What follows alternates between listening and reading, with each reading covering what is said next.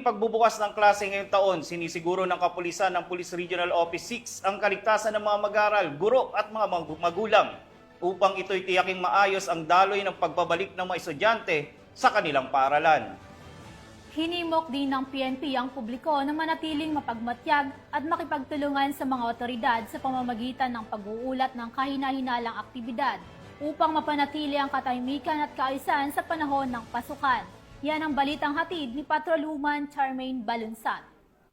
Buong dedikasyon na naghatid ng serbisyo ang mga kapulisan ng Police Regional Office 6 sa pagsisimula ng balik eskwela sa pamumuno ni Police Brigadier General Jack L. Wangki, Regional Director ng Police Regional Office 6. Mula sa mga pampubliko hanggang sa mga pribadong paaralan, sinigurado ng mga kapulisan na ligtas ang pagbabalik ng bawat mag-aaral. Ang kanilang presensya ay nagsilbing sandigan ng komunidad sa panimula ng panibagong taon ng pag-aaral. Itinalaga ang mga pulis sa mga paaralan upang agarang tumugon sa anumang insidente o pangangailangan.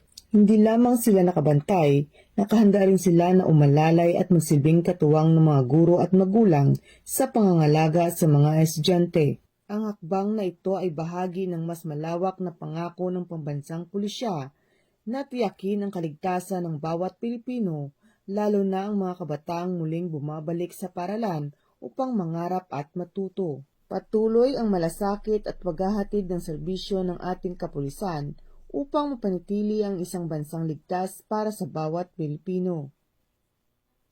Mula dito sa Police Regional Office 6, ako ang inyong Police News Network Correspondent, Patrolwoman Charmaine Balunsat, alagad ng batas, tagataguyod ng Balitang Pulis.